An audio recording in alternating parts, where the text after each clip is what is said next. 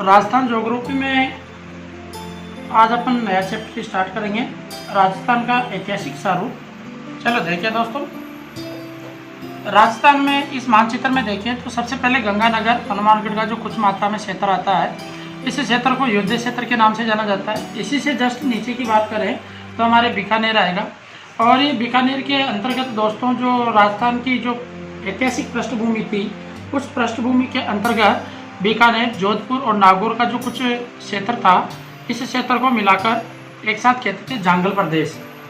ध्यान रखना दोस्तों, जांगल प्रदेश ये अक्सर क्वेश्चन पूछा जाता है एग्जाम में, तो आपको ये भी ध्यान रहे। जांगल प्रदेश मैं आपको इसके बारे में थोड़ा सा डिटेल में सुना दूं। जांगल प्रदेश महाभारत काल में वर्तमान की स्थिति के अनुसार जोधपुर और बीकानेर क्षेत्र का जंगल प्रदेश आता था। जोधपुर और बीकानेर का जो ये जंगली क्षेत्र था, वह क्षेत्र इस जांगल प्रदेश के अंतर्गत आता था दोस्तों।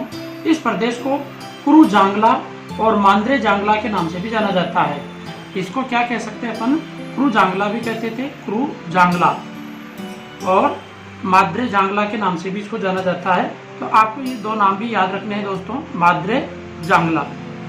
इसी प्रकार से दोस्तों अगर हम नीचे की तरफ बढ़ते हैं तो अब यहाँ से हमारे पास में आ जाता है जोधपुर की स्थिति, जैसलमेर की स्थिति बनती है।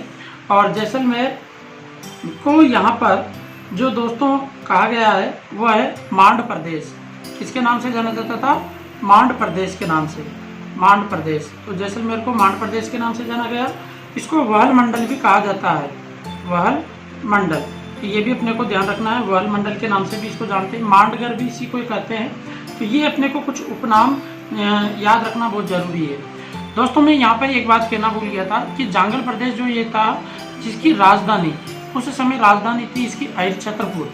इसकी जो राजधानी थी वो थी दोस्तों अहिर छत्रपुर, अहिर छत्रपुर। तो ये भी आपको ध्यान रखना है, राजधानी अहिर छत्रपुर थी जांगल प्रदेश की। और ये राजधानी नागौर में थी। अहिर छत्रपुर वर्तमान की स्थिति में नागौर में पड़ता है, तो ये यहाँ पे आपको ध्यान रखना है। इसके नीचे दोस्तों अपन बात करते हैं, यहीं पे जस्ट अभी नागौर की भी बात कर लेते हैं। जो नागौर अहिर छत्रपुर की राजधानी, और जोधपुर की जो बात करें तो इसको कहते हैं मारवाड़। क्या कहते हैं इसको? मारवाड़। प्राचीन क्षेत्र में इसका नाम था मारवाड़, मारवाड़ प्रदेश या मारवाड़ या मरुकांतर, मरुकांतर भी इसको कहा गया है। ये भी अपने को ध्यान रखना है, मरुकांतर क्षेत्र भी इसको कहा गया है, जोधपुर को कहा गया है। तो ये चीज़ें भी अपने को ध्यान रखनी है दोस्तों। यहाँ से इसके बाद में अपन नीचे की तरफ बढ़े तो अपने पास में पड़ता है बाड़मेर। और बाड़मेर वाले क्षेत्र के लिए यहाँ पर कुछ विशेष जानकारियाँ तो मिलती नहीं है, परंतु फिर आगे जाकर हम पढ़ेंगे तो राजस्थान का खजुराहो, किराडू, रणकपुर, पाली, जालोर ये इसी के अंतर्गत आएंगे। तो वो अलग स्थितियाँ बन जाती है। और यहाँ पर केवल इतना सा का आप ध्यान रख लीजिए, बाड़मेर को जो सबसे महत्वपूर्ण जो जगह थी वो थी सिवाना, जो ये अक्सर हमारे एग्जाम में क्वेश्चन बनाने के लिए लायक रहती है। बाड़मेर में है सिवाना, जिसको राजस्थान का हैदराबाद भी कहा जाता है। तो ये आपका ध्यान रहे। इसी प्रकार से दोस्तों अगर अपन यहीं से कुछ और बात करें तो उदय हमारे पास में जालोर, पाली, ये इनकी चर्चा फिर बाद में करेंगे।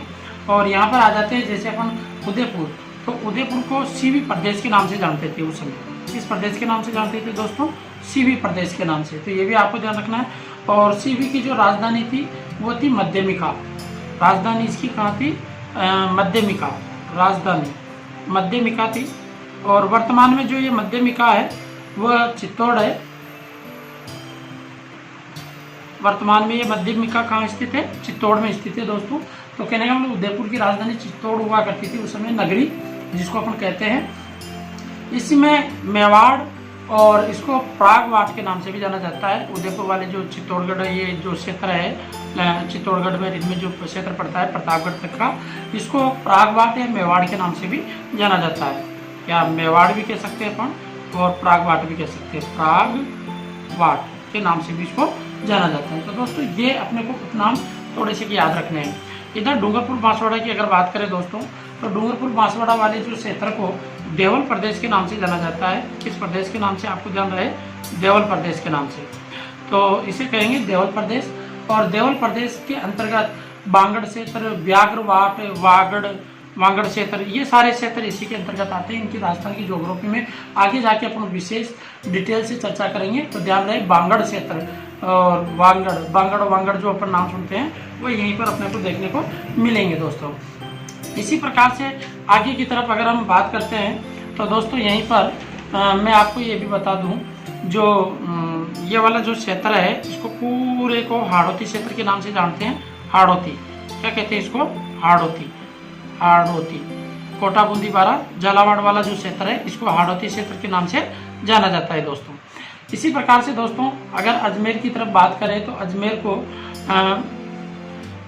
सपादलक से सांबर सपादलक जिसकी राजधानी थी सांबर की, और ये सांबर के अंतर्गत जो क्षेत्र आता था वो जयपुर, अजमेर, कुछ क्षेत्र में नागौर, ये तीनों क्षेत्र इसके अंतर्गत ही आते थे और इसको सांबर क्षेत्र के नाम से जानते थे, सांबर। तो ये भी आपको ध्यान रखना है, सांबर क्षेत्र अजमेर, जयपुर और नागौर के क्षेत्र को सांबर क्षेत्र के नाम से भी जाना जाता है, जिसकी राजधानी सपादलस थी।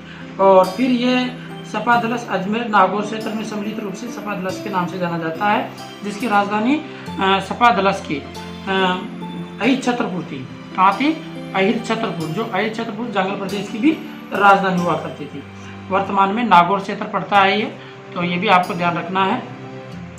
इसी प्रकार से दोस्तों यहाँ पर अपन थोड़ी सी को आगे की बात करें तो ये हमारे पास में शेखावाटी क्षेत्र का हिस्सा पड़ जाता है, और शेखावाटी क्षेत्र को कह सकते हैं अपन शेखावाटी क्षेत्र। इसी प्रकार से दोस्तों यहाँ से ये जो जयपुर का ये क्षेत्र जो पड़ता है ये ढूंढाड़ के नाम से जाना जाता है। लोअर भरतपुर, धौलपुर, करौली, सवाईमाधोपुर, जयपुर वाला जो ये क्षेत्र है ये ढूंढाड़ जिसको अपन कह सकते हैं ढूंढाड़ प्रदेश। और ढूंढाड़ प्रदेश में जयपुर महत्वपूर्ण था, और जमवा, रामगढ़, दौसा, अजमेर, क्योंकि इस क्षेत्र को प्राचीन काल में विराटनगर मत्स्य जनपद की राजधानी भी बताया गया है। तो आप ध्यान रहे इसका बैराट यहीं से अपन पढ़ेंगे, बैराट के बारे में भी, यहाँ के सभ्यताओं के बारे में पढ़ेंगे, और बैराट, विराट, है ना, ये सब नाम आएंगे जो मत्स्य जनपद की राजधानी हुआ करती थी, मत्स्य जनपद की। और मत्स्य जनपद में ये सारे के सारे जिले आते थे उस समय दोस्तों। तो ये भी अपने को ध्यान रखना है, इनकी भी चर्चा अपन करेंगे आगे जाके। अब दोस्तों मैं कुछ आपको डिटेल में ऐसे ही समझाने का प्रयास करता हूँ। ये तो मैंने एक मानचित्र के हिसाब से आपको छोटी मोटी जानकारियाँ दी है। अब देखिए अपने पास में कुछ महत्वपूर्ण जानकारियाँ और है जिनको मैं ऐसे ही आपको शॉर्ट में समझाने का प्रयास करता हूँ। तो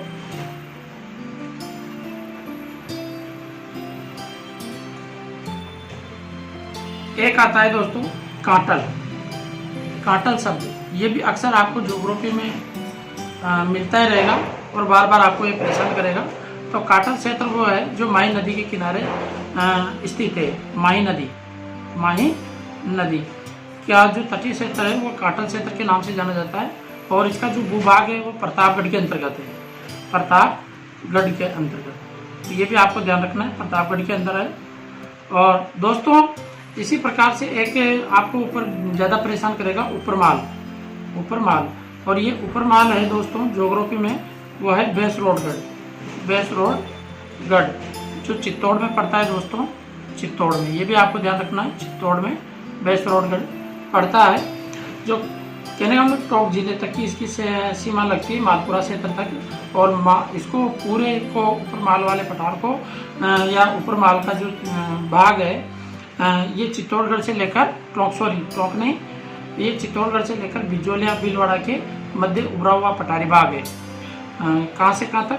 चित्तौड़ से लेकर बिजोलिया भीलवाड़ा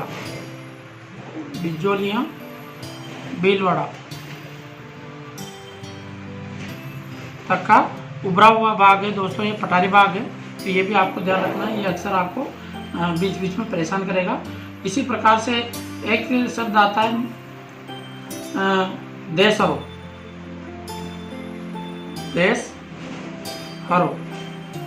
ये भी अक्सर अपने ज्योग्राफी में बार बार शब्द आएगा। इसका मतलब क्या है कि उदयपुर के जो चारों ओर पहाड़ियाँ हैं या उदयपुर के आसपास की जो पहाड़ियाँ हैं जिनमें जैसे जरगा, है ना,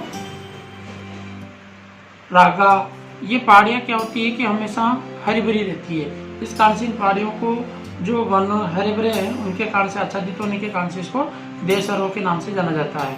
इसी प्रकार से एक शब्द आएगा गिरवा, और ये गिरवा की जो पहाड़ियाँ हैं दोस्तों, ये भी कहाँ पे है, उदयपुर में ही है, जो उदयपुर के चारों ओर फैली हुई है। कहने का मतलब उदयपुर इनके बीच में बसा हुआ है, गिरा हुआ है, इसलिए इसको गिरवा की पहाड़ियाँ भी कहते हैं। और एक शब्द आपके अक्सर काम आएगा, छप्पन का मैदान।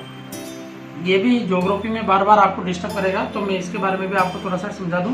छप्पन का मैदान, अब दोस्तों ये जो छप्पन का मैदान है या छप्पन प्रदेश भी इसको कह सकते हैं, छप्पन प्रदेश, ये दोस्तों प्रतापगढ़ बांसवाड़ा जिले में स्थित है। प्रतापगढ़ और बांसवाड़ा जिले में स्थित है। और दोस्तों आपको मैं ये बता दूं, क्योंकि यहाँ पर 56 गांवों का समूह होने के कारण से 56 गांवों का समूह और 56 नदी नालों का समूह होने के कारण से इसको छप्पन का मैदान या छप्पन का प्रदेश भी कहते हैं, ध्यान रहे। जबकि दोस्तों मैं आपको ये भी बता दूं, ये 56 की जो पहाड़ियाँ हैं, 56 की पहाड़ियाँ ये दोस्तों यहाँ पे नहीं है, ये कहाँ पे स्थित है, बाड़मेर में। ये आपको ध्यान रखना है, बाड़मेर में 56 की पहाड़ियाँ कहाँ स्थित है, बाड़मेर में स्थित है। इसी प्रकार से आपको एक शब्द और ध्यान रख लीजिए, चंद्रावती। ये भी अक्सर आपके आएगा, चंद्रावती। और चंद्रावती सिरोही वो उसके आसपास के क्षेत्र को चंद्रावती के नाम से जानते थे प्राचीन समय में, और इसको चंद्रावती कहा जाता था। इसी प्रकार से दोस्तों जब हम मध्यकालीन नामों की चर्चा करते हैं राजस्थान में, ये तो थे प्राचीन, और मध्यकालीन समय में क्या नाम थे राजस्थान के, जिनमें से सबसे पहले जैसे मैं कोटा की बात करूं तो कोटा का उपनाम था, प्राचीन नाम जिसको अपन कह सकते हैं नंदग्राम। ये प्राचीन नाम था, मध्यकालीन नाम था ये। इसी प्रकार से सांचौर का नाम था मध्यकालीन में, सांचौर को महमूदाबाद के नाम से जाना जाता था, और उदयपुर को भी महमूदाबाद के नाम से ही जाना जाता था दोस्तों, ये भी आप ध्यान रखना, इसे भी महमूदाबाद के नाम से ही जाना जाता था। भीनमाल को श्रीमाल के नाम से जाना जाता था, भीनमाल को मध्यकाल में किसके नाम से जाना जाता था, श्रीमाल के नाम से, तो ये भी आपको ध्यान रहे। करौली को गोपाल की पाल कहते थे, करौली को गोपाल की पाल के नाम से जानते हैं। इसी प्रकार से दोस्तों नागौर छतरपुर है, झालरापाटन को ब्रजनगर से, बूंदी को बंद्रावती, बयाना को श्रीपंत, अलवर को आलोर, ये आदि अन्य जो इसके प्राचीन नाम थे, ये ऐतिहासिक पृष्ठभूमि थी राजस्थान की, जो मैंने आपको बताने का प्रयास किया दोस्तों। अब हम इसके बाद में भौतिक विभागों की चर्चा करेंगे, राजस्थान के भौतिक विभागों की, फिर उसमें हम पढ़ेंगे इस्लाकर्ती स्वरूप, जिसके अंतर्गत पहाड़ी क्षेत्र सारे क्षेत्र आ जाएंगे, उनकी चर्चा अपन करेंगे नेक्स्ट वीडियो के अंतर्गत।